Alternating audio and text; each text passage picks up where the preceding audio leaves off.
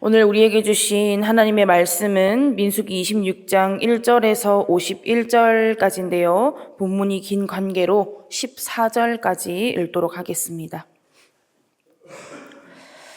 교독으로 보겠습니다. 제가 먼저 읽겠습니다.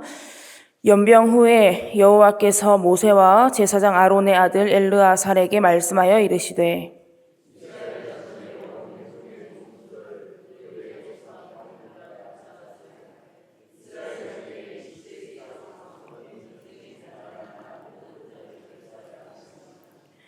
모세와 제사장 엘르아살이 여리고 맞은편 요단과 모압 평지에서 그들에게 전하여 이르되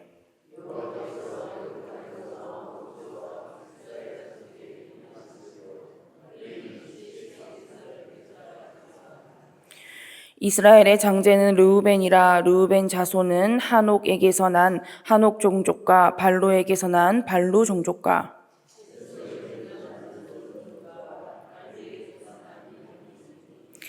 이는 르우벤 종족들이라. 계수된 자가 43,730명이었더라.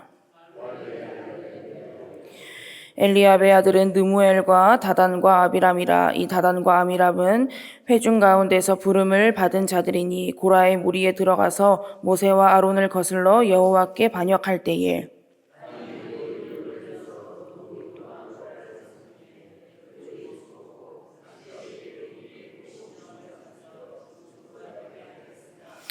고라의 아들들은 죽지 아니하였더라.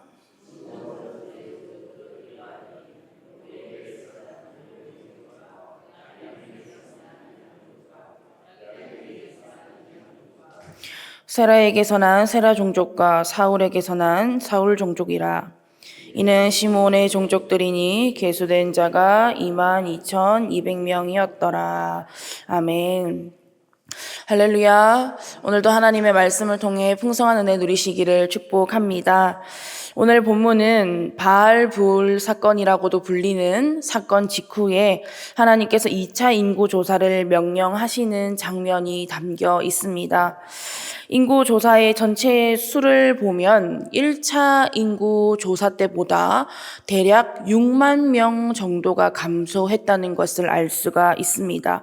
하지만 또 그만큼 태어났기 때문에 전체적인 감소를 봤을 때는 약 2,000명 정도의 차이가 날 뿐입니다.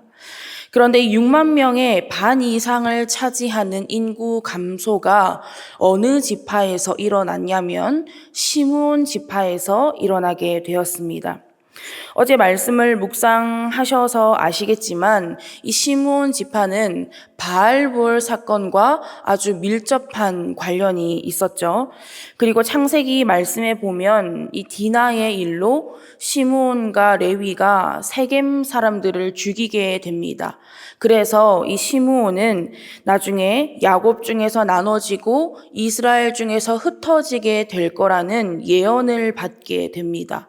그리고 실제로 시간이 흘러서 훗날에 시므온 지파의 일부는 유다 지파로 흡수되고 나머지는 북이스라엘로 흡수되면서 결국 시므온 지파는 예언대로 다 흩어지게 되어 버립니다.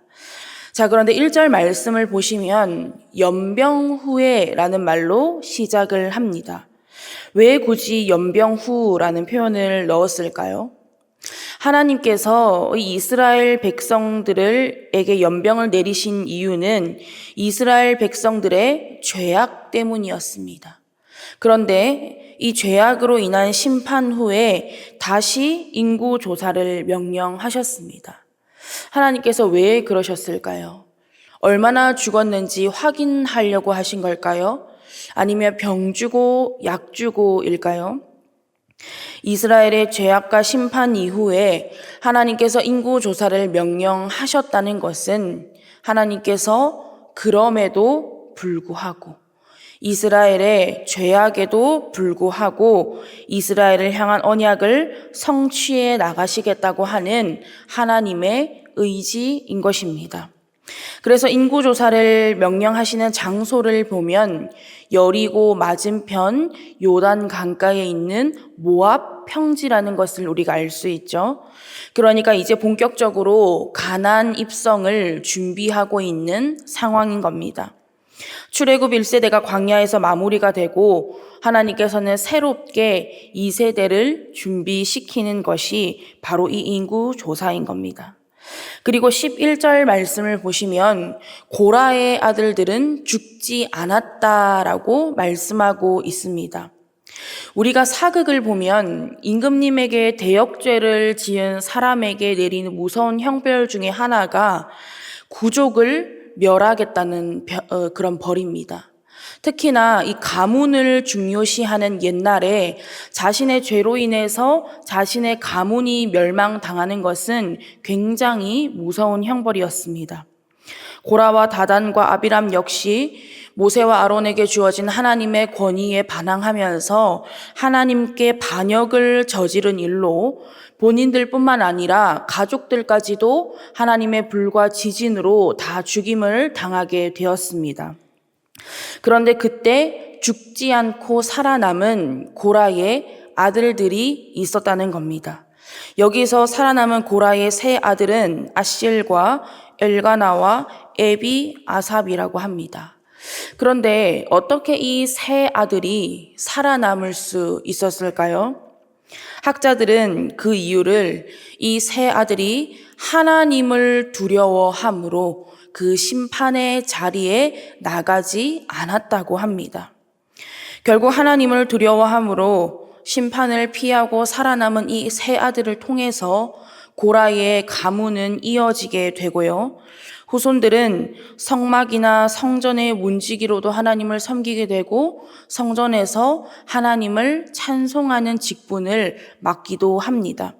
그래서 우리가 시편을 보면 고라 자손의 시, 고라 자손의 찬송 이렇게 소제목이 달린 것을 볼 수 있듯이 여러 찬송시를 만들기도 합니다.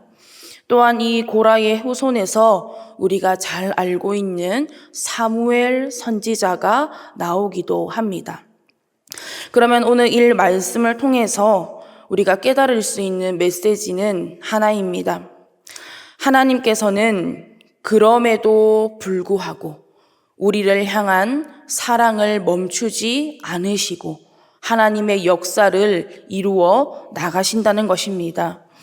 이스라엘 백성들만 놓고 본다면 이 관계는 유지될 수가 없는 관계입니다. 애초에 시작될 수도 없는 관계였어요.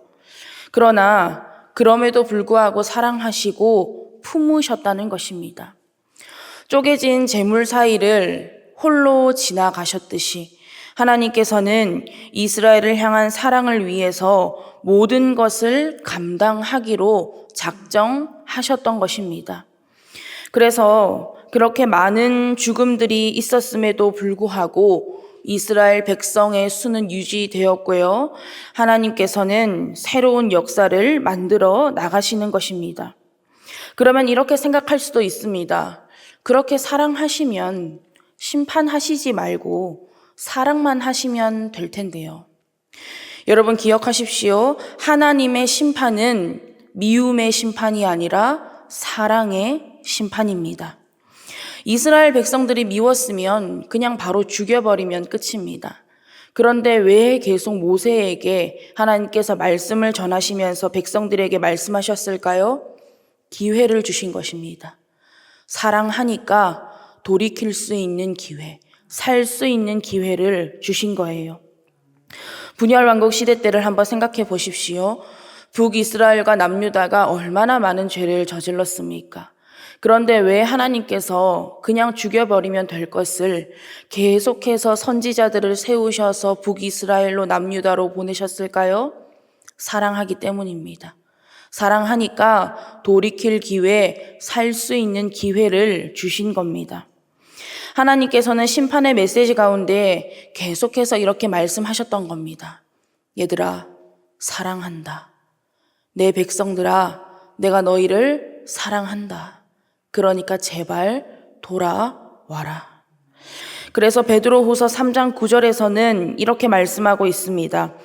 주의 약속은 어떤 이들이 더디다고 생각하는 것 같이 더딘 것이 아니라 오직 주께서는 너희를 대하여 오래 참으사 아무도 멸망하지 아니하고 다 회개하기에 이르기를 원하시느니라. 이런 하나님의 사랑이 저와 여러분에게도 동일하게 임했음을 믿습니다. 하나님께서는 죄 많은 우리들을 외면하지 않으시고 버리지 않으시고 독생자 예수 그리스도를 내어주시기까지 사랑하셨습니다. 그리고 그와 같이 우리를 내버려 두지 않으시고 보혜사 성령님을 보내주시사 성령의 내주하심과 조명하심과 교통하심으로 하나님과 늘 동행하며 하나님의 진리를 깨닫게 하십니다. 우리의 연약함을 너무나 잘 아셔서 그 연약함을 다 감당하시기 위해서 당신의 모든 것을 내어주신 하나님의 사랑과 은혜로 우리가 지금 이 자리에 있을 수 있음을 믿습니다. 우리의 부족함을 너무나 잘 아셔서 그 부족함을 다 감당하시면서까지도 말씀을 이루어 나가시고 언약을 성취해 나가시는 하나님의 사랑과 은혜로 우리가 지금까지 살아왔고 또 살아갈 수 있음을 믿으시기 바랍니다. 오늘 하루도 그럼에도 불구하고 우리를 사랑하셔서 기회 주시고 기다려 주시고 말씀의 은혜를 더해 주시는 하나님의 사랑으로 살아갈 수 있기를 원합니다. 그래서 우리를 향한 구원의 역사를 멈추지 않으시고 사랑과 말씀으로 늘 함께 하시는 하나님을 더욱 사랑할 수 있는 저와 여러분 밀양선결교회 모든 성도님들 될 수 있기를 간절히 바라고 원합니다. 기도하겠습니다. 하나님, 오늘도 하나님의 귀한 말씀을 허락하여 주시고 말씀과 기도로 하루를 시작하게 하심에 감사드립니다. 죄 많은 우리의 모습에도 불구하고 사랑과 은혜로 함께하여 주시고 거룩한 백성, 귀한 자녀 삼아주시니 감사드립니다. 오늘 우리에게 생명 주신 것은 하나님과 이웃을 더 사랑하고 하나님께 영광 올려드리며 하나님의 말씀에 순종하며 주신 사명을 감당할 수 있는 기회임을 믿사오니 주신 생명 다하여 하나님의 마음에 합당한 삶을 살아낼 수 있도록 언제나 도와주시고 인도하여 주시옵소서.